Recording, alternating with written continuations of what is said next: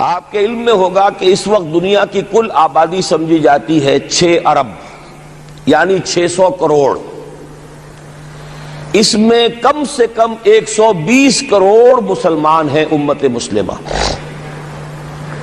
گویا کہ ہر 5واں انسان جو ہے دنیا میں وہ حضور صلی اللہ علیہ وسلم کا کلمہ پڑھتا ہے. اتنی بڑی تعداد. اس کے ساتھ ہی کتنا بڑا علاقہ جو ہے اس زمین کا وہ اللہ تعالیٰ نے اس امت کے قدموں تلے رکھا ہے. اگر آپ نے نقشہ دیکھا ہو دنیا کا تو آپ کو معلوم ہونا چاہیے کہ شمال میں جو بہت بڑا یہ نظر آتا ہے سائبیریا اور روس کا علاقہ یہ سب غیر آباد ہے.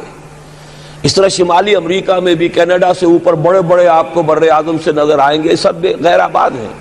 جو آباد علاقہ ہے دنیا کا اور جو زرخیز علاقہ ہے دنیا کا اس کا کتنا بڑا حصہ ہے کہ جو امت محمد صلی اللہ علیہ وسلم کے قدموں تلے. انڈونیشیا ملائیشیا سے چلے آئیے اس کے بعد مسلسل چاہے کہیں مسلمان اقلیت میں تھوڑے بہت ہیں لیکن پھر بنگلہ دیش آتا ہے بڑی عظیم اکثریت کا ملک ہے. پھر بھارت میں اگرچہ اقلیت میں ہے لیکن 20 کروڑ مسلمان بھارت میں اس وقت ہے. پھر جو پاکستان سے شروع ہوا سلسلہ افغانستان ایران چلتے جائیے ادھر ترکستان چینی ترکستان روسی ترکستان پھر آگے چلیے عالم عرب افریقہ کا پورا شمالی علاقہ افریقہ کا تقریباً سارا وسطی علاقہ. یہ سب کیا ہے کتنا بڑا رقبہ ہے اور ہر طرح کی نعمت اللہ نے دی ہے. اس میں نباتات بھی ہیں اس میں معدنیات بھی ہیں اور سب سے بڑھ کر آج کی دنیا میں جو اہم ترین شے ہے کہ پیٹرول جو ہے تیل جو ہے اس کے سب سے بڑے ذخائر وہ ہیں کہ جو مسلمانوں کے قدمے تلے.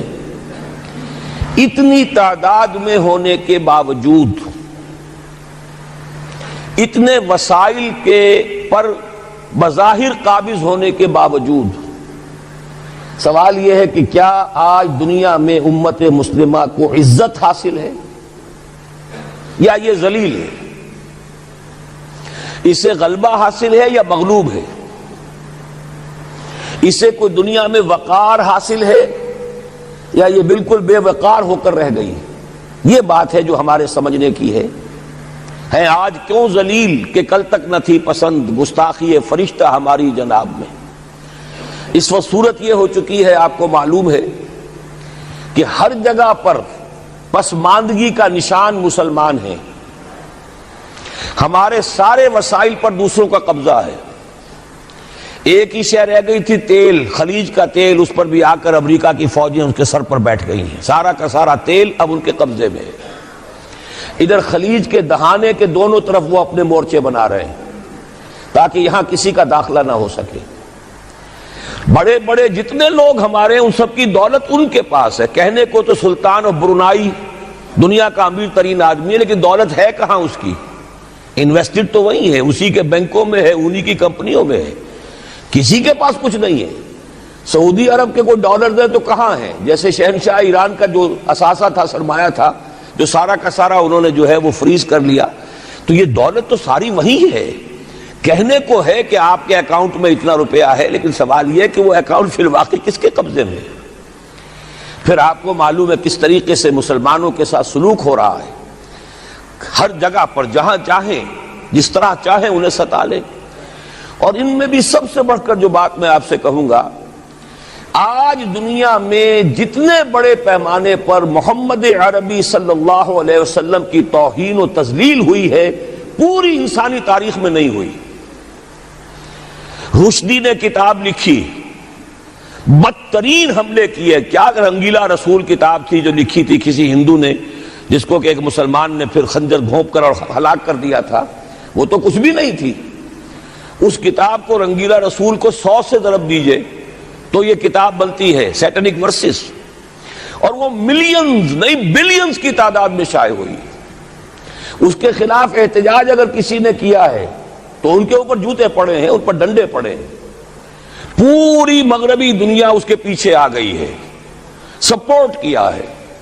لے دے کے ایک ملک نکلا ایران اس نے کم سے کم یہ کہ اس کے قتل کا فتویٰ تو دیا لیکن کیا کرے قتل کرنے کی تو نوبت نہیں آئی. پورا عالم عیسائیت اس کی پشت بنا ہے اس کی مدد کر رہا ہے.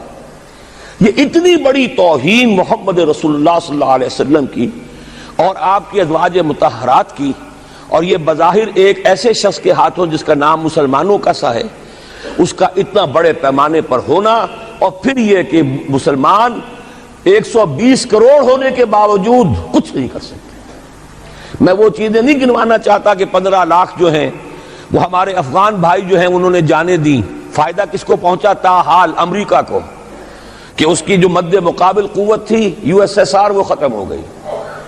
اسی طریقے سے جو کچھ کشمیر میں ہو رہا ہے، ہماری بے ہمیتی، بے غیرتی کا عالم یہ ہے، ہم کچھ اندر خانے تھوڑی بہت کو مدد کر کے سمجھتے ہیں کہ ہم نے فرض ادا کر دیا، جبکہ فرض تو یہ ہونا چاہیے تھا کہ ہم براہ راست اعلان کرتے اور انڈیا کو الٹیمیٹم دیتے کہ سٹاپ دس بزنس، یا یہ کہ پھر ہم سے جنگ ہے۔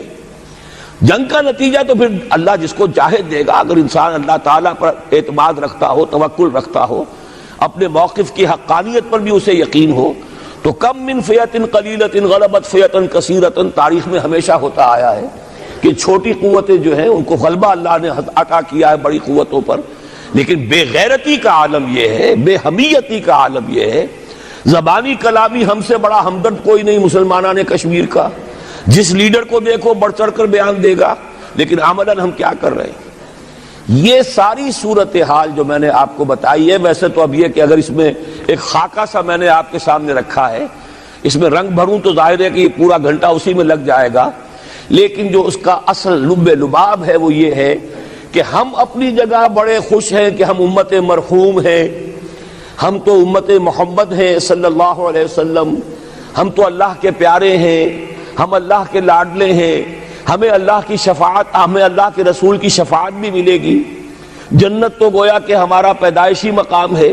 یہ سارے جو بھی ہمارے ذہنوں کے اندر ہیں خیالات، اور یہ جو ہمارے من گھڑت عقائد ہیں، آپ سوچئے کہ جب ہم جو آبجیکٹیو کنڈیشنز ہیں، گیون کنڈیشنز ہیں، جو سامنے کے حالات ہیں، ان سے جب تقابل کرتے تو معاملہ بہت مختلف ہے۔ یہ کیوں ہے؟ اصل میں سوال جب تک آپ اپنے سامنے نہیں رکھیں گے اس کا جواب جو ہے، اب اس پر غور کیجئے کیوں ہے؟ کیا اللہ تعالیٰ کو محمد الرسول اللہ کی عزت و حرمت پیاری نہیں ہے؟ کیا محمد الرسول اللہ اللہ کے پیارے نہیں ہیں، حبیب رب العالمین نہیں ہے؟ کیا اللہ تعالیٰ کو کفار سے زیادہ محبت ہے؟ کیا وجہ ہے؟ رحمتیں ہیں تیری اغیار کے کاشانوں پر، اور برف گرتی ہے تو بیچارے مسلمانوں پر۔ سائنس میں وہ آگے ہیں، مالیات پر ان کا شکنجہ کسا ہوا ہے پوری دنیا پر، تہذیب ان کی ہے، تمدن ان کا ہے، ہم تو ان کے کیمپ فالوورز ہیں، نقش قدم پر چل رہے ہیں، ہم تو ان کی صرف یہ کہ نقالی کر رہے ہیں۔ تو سوچئے وجہ کیا ہے؟ کیا اللہ کو کفر زیادہ پسند ہے اسلام سے؟ کیا اللہ کو محمد الرسول اللہ صلی اللہ علیہ وسلم کی عزت و حرمت کا کوئی خیال نہیں؟ سوچنے کی بات ہے۔ ظاہر بات ہے کہ ان سوالات کا جواب تو ہاں میں آپ نہیں دے سکتے، یقیناً ایسا نہیں ہے۔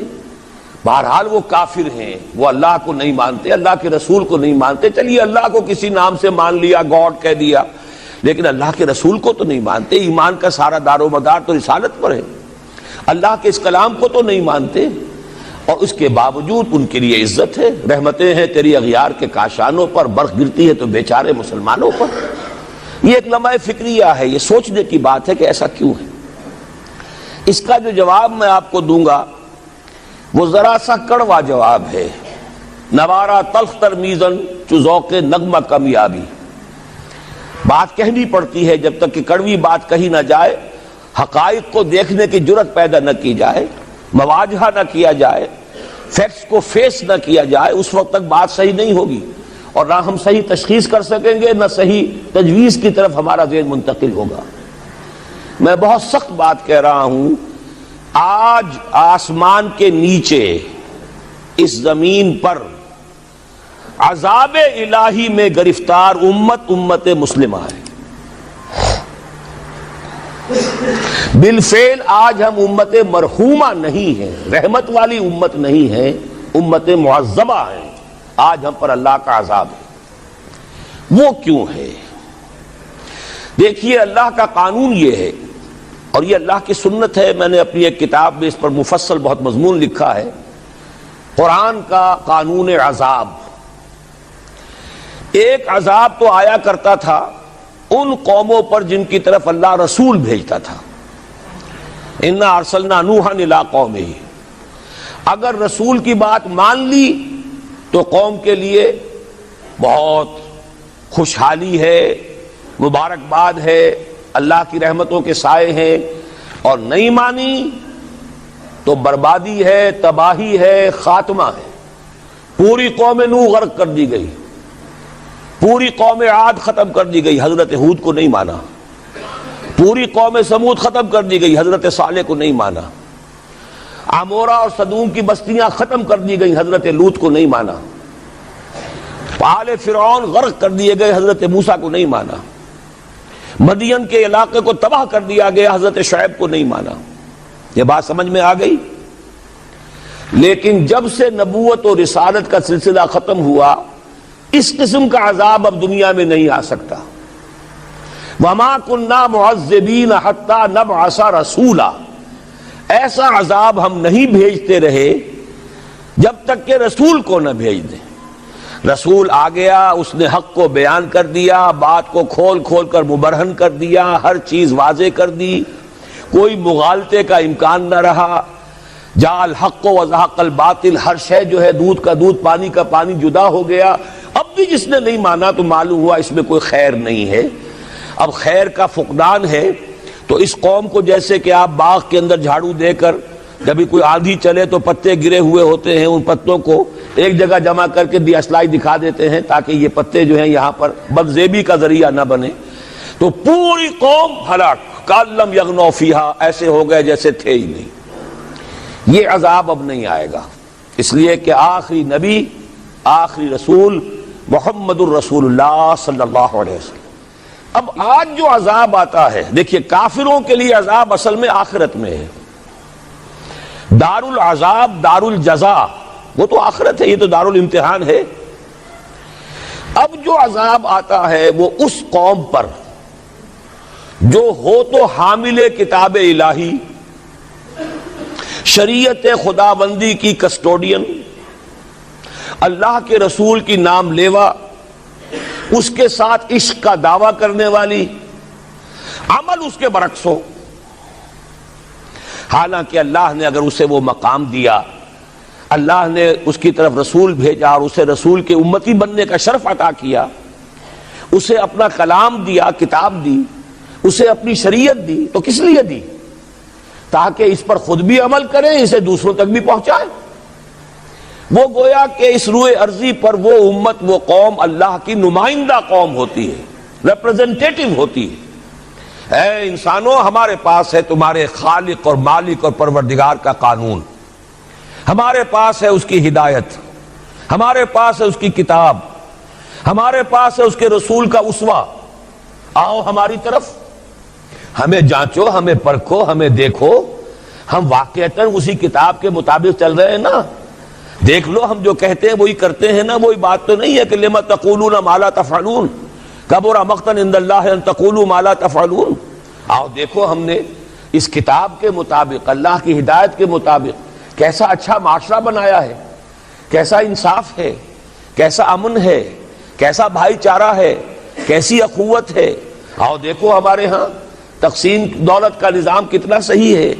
ایسا نہیں ہے کہ کوئی جو ہے اسے دولت کی بدہضمی ہو رہی ہو اور کوئی وہ ہے کہ جو بھوکا مر رہا ہو، ایسا نہیں ہے۔ دیکھو ہمارے ہاں انسانی شرافت، انسانی عزت، انسانی پریسٹیج اور انسانی حقوق